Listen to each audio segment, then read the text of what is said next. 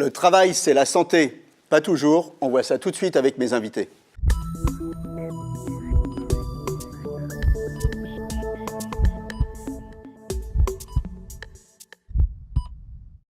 Alors avec moi sur le plateau, que des femmes aujourd'hui. Je suis ravi.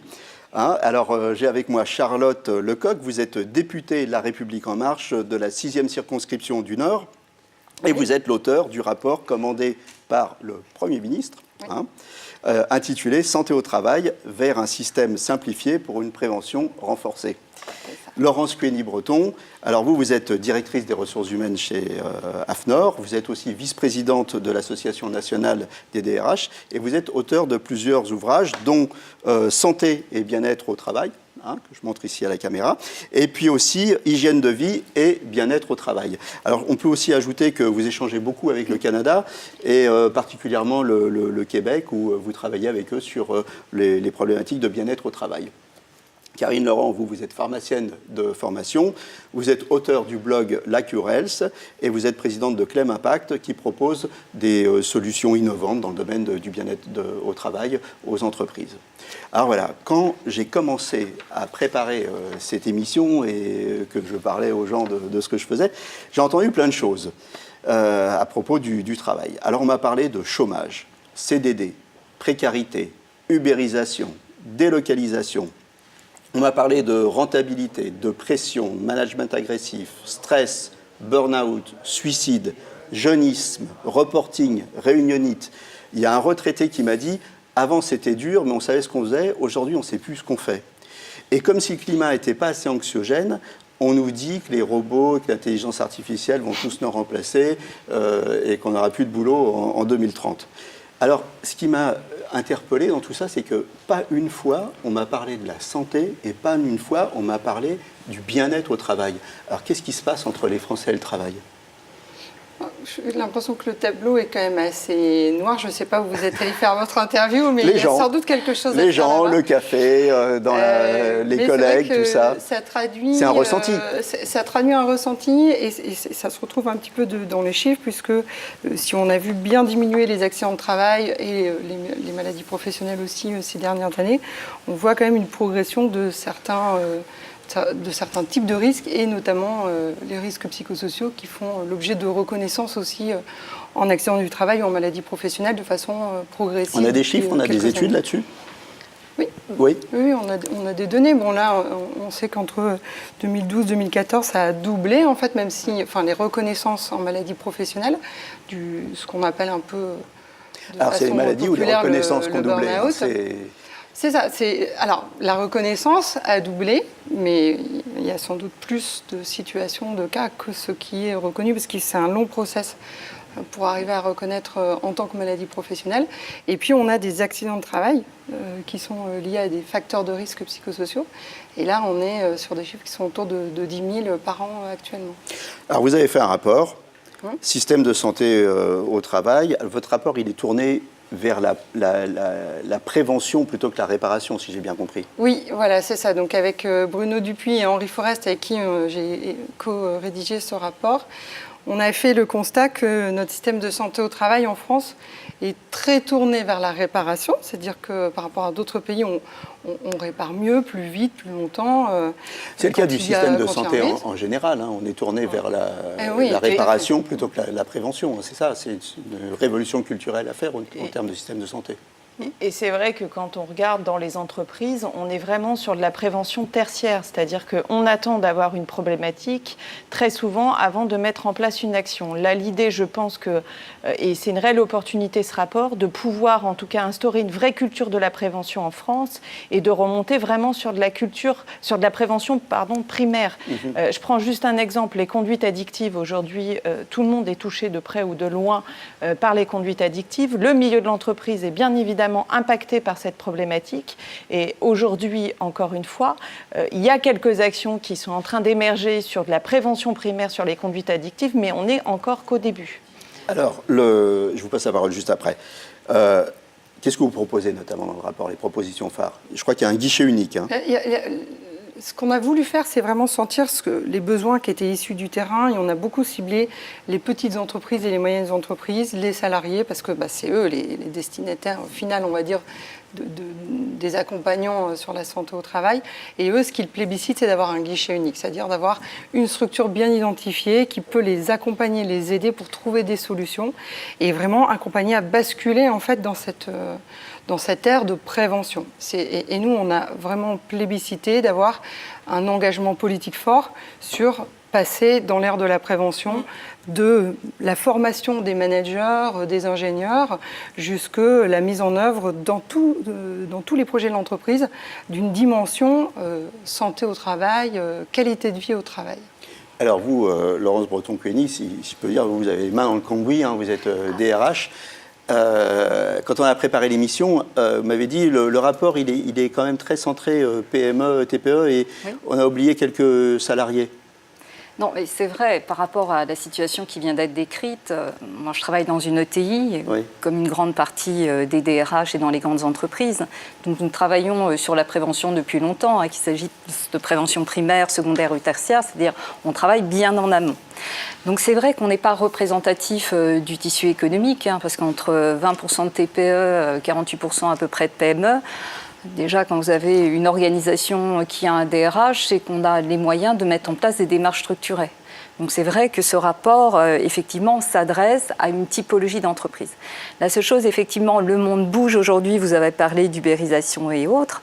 Je dirais aussi que, et là vous l'avez mis dans les recommandations, vous parlez de la fonction publique, parce que je pense qu'il ne faut pas les oublier. Souvent, nous, les entreprises, on se doit d'être exemplaires sur un certain nombre de pans. Les nouvelles formes également de travail, voilà, qui ne doivent pas. Et puis donc moi, pas oublier les indépendants et l'ubérisation, c'est des choses importantes. Qu'est-ce que vous mettez en place, vous, à l'AFNOR ? Vous parliez tout à l'heure du Québec. Alors, je ne suis pas un cas unique, parce qu'effectivement, au sein de la NDRH, on a une commission santé qualité de vie au travail. Quelqu'un d'unique, nous, sur le plateau. Chacun est unique, mais en fait, je ne suis pas la seule à... Moi, dès le départ, en fait, je connais le Québec, j'y travaille depuis très longtemps, et en fait, ils ont déjà une norme. Vous allez me dire, je suis AFNOR, mais en fait... Le Québec a une particularité, c'est qu'il s'adresse beaucoup à l'humain. Ils ont à la fois cet humain et cette façon également de mesurer les choses, parce qu'il n'y a pas de progrès sans mesure. Et donc, ils mettent en place des systèmes de management de la santé globale, bien avant que nous, on y travaille en France. Donc voilà, moi, j'ai implémenté cette démarche, qui est une norme québécoise depuis 2008, qui va devenir une norme canadienne là en 2019, et qui est vraiment un système de management. Alors, par contre, vous me disiez, la santé au travail, pour que ça marche, il faut en faire une priorité d'entreprise portée au plus haut niveau avec un budget, des objectifs. Oui, alors c'est comme, on va dire, comme la RSE, ça doit être porté au niveau de ce qu'on appelle la haute direction. On doit travailler au sein d'un comité avec les différentes parties prenantes, et puis aussi avoir une démarche structurée. On écoute, on collecte des données, on fait des plans d'action, on mesure. Vous savez, c'est le célèbre plan du chèque. On mesure, on évalue et on recommence. Et c'est vrai que la différence, parfois j'entends des critiques, et je dis des critiques, oui, des petites actions sont faites. En réalité, c'est comme la RSE, toute action. Si vous n'avez pas une politique structurée, ça ne fonctionne pas. Et après, il faut des personnes de bonne volonté. Mais je crois qu'effectivement, le tableau que vous noircissez, et en ça, je partage... Je ne l'ai pas noirci. Non, mais moi, j'ai pas de parti pris. Non, mais la perception des individus n'est pas forcément la réalité. Oui, mais le ressenti devient une réalité. Il faut reconnaître l'humain. C'est ce que les jeunes générations vous demandent. Et pour attirer les jeunes talents, il faut reconnaître l'humain. Bien sûr, c'est un facteur d'attractivité. Karine, vous avez une notion, on va passer très vite là-dessus parce que le temps avance. Oui. Empowerment, qu'est-ce que c'est ? L'empowerment. Il faut s'approprier la santé, c'est ça, dans l'entreprise ? Quelque part, c'est responsabiliser l'individu par rapport à ses comportements. Cet empowerment, il peut être individuel, collectif et organisationnel. C'est-à-dire qu'aujourd'hui, on ne peut pas, encore une fois, obliger les gens à faire des choses qu'ils n'ont pas envie de faire. Donc c'est au regard aussi de certaines techniques et certains programmes innovants de pouvoir justement amener l'individu à réfléchir sur son comportement et à changer de comportement. Et je pense qu'aujourd'hui, sur la santé au travail, c'est vraiment ça qu'il faut impulser. Et alors parfois aussi, vous vous appuyez sur des patients ressources. Qu'est-ce que c'est le patient ressource ? Alors, le patient ressource, ça c'est quelque chose, en mon sens, qui est vraiment l'avenir pour moi de la santé au travail. Ce sont des patients qui ont eu des problématiques de santé et qui, suite à la sortie de cette problématique de santé, se sont formés eux-mêmes, notamment sur la problématique de santé qu'ils ont eue, mais sur le versant médical. Donc, si vous voulez, ce sont des gens qui sont à la croisée des chemins entre le patient et les professionnels de santé. D'accord. Avant, encore aujourd'hui, on parle beaucoup de CEO, Chief Executive Officer, et puis j'ai entendu un nouveau terme, c'est CMO, Chief Meaning Officer, celui qui donne un cadre, qui donne du sens à tout ça. On a raison de parler de ça ? Alors finalement, peu importe les appellations, parce que les appellations changent au travers du temps. Comme dans toute chose, il faut un chef d'orchestre, il faut un capitaine au navire, et sentir qu'on est emporté, qu'il y a un sens à l'action. Donc le nom, l'appellation compte peu. Ce sont les actes en fait qui comptent. Ce sont les actes. Alors vous, Charlotte Lecoq, qu'est-ce que vous faisiez avant d'être députée ? Je faisais du conseil, du conseil en management. Et alors votre nouveau job, là, ça vous plaît ? Oui, ça me plaît beaucoup. Ouais. Vous savez que c'est un CDD ? Ah oui, hein? Il y a une forme de précarité, effectivement, dans ce nouveau job. Ouais. Et vous, Laurence, ça va le boulot ? Oui, je trouve du sens. Qu'est-ce qui vous rend heureuse dans votre boulot ? Alors, ce qui me rend heureuse, c'est à la fois les valeurs qu'on partage au sein du groupe, ce que nous faisons, notre utilité sociale, l'équipe avec laquelle je travaille, mon manager, le directeur général, qui a l'intelligence de me laisser faire des choses que j'aime, parce que plus on fait des choses que l'on aime, et plus on est opérationnel, de pouvoir innover, créer. C'est important d'appartenir à un corps social. J'appartiens à l'AFNOR. Karine, vous avez quitté le confort d'une bonne boîte avec un job pas mal payé pour lancer votre entreprise. C'était quoi ? C'était la quête de sens ? Je pense qu'il y avait, oui, la quête de sens, et puis aussi d'avoir cette approche mutualiste et collaborative. Par exemple, je reprends sur la santé au travail. Aujourd'hui, je collabore avec des gens qui sont musicothérapeutes, je collabore avec des gens qui sont patients ressources, je travaille avec des gens qui sont beaucoup dans l'activité physique. Et finalement, c'est pas moi ni eux qui avons en tout cas la bonne solution sur les nouvelles approches de santé au travail, c'est nous tous. Et je pense que moi, c'était en tout cas ça que j'avais envie de vivre, et je le vis pleinement. Et je vous rejoins complètement. À partir du moment où on a du plaisir le matin, je pense que c'est vraiment en tout cas ça qui est important dans notre vie. Vraiment du sens, effectivement. Alors, si on devait tirer une conclusion en fait de vos expériences, moi je dirais que vous avez la chance de faire des choses qui vous passionnent, dans lesquelles vous croyez, hein, et que vous vous réalisez pleinement dans votre job. Alors, est-ce que j'ai raison ? Est-ce que c'est ça la clé du bonheur au boulot finalement ? Je pense que c'est une des clés, c'est vraiment une des attentes des jeunes générations d'avoir du sens dans ce qu'elles font au quotidien. Et puis il y a aussi l'autre versant, c'est la reconnaissance. C'est-à-dire qu'à un moment donné, l'entreprise, le manager reconnaissent la contribution en fait, de chacun dans le projet collectif. Sens, reconnaissance, et ben voilà, c'est quelque chose de bien. C'est là-dessus qu'on va se quitter.